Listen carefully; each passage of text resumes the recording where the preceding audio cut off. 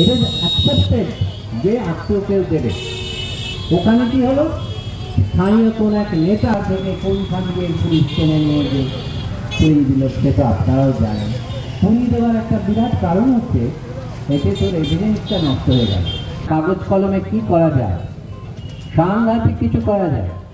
পোস্টমর্টমে 3 জন বসে, তো ওটা মেডিকেল বোর্ড করেছিল। তার কারণটা হচ্ছে এইটা, ওরা সব জানে, ওরা সব বোঝে, ওরা সব প্ল্যান করে করেছে। শুধুমাত্র এখন গেল সে যাতে প্রকৃত বিচার পায়। আমি চাই সবাই আমার সঙ্গে নিশ্চয় একমত হন। উই ওয়ান্ট জাস্টিস, ইউ বিচার যত থমকে হবে,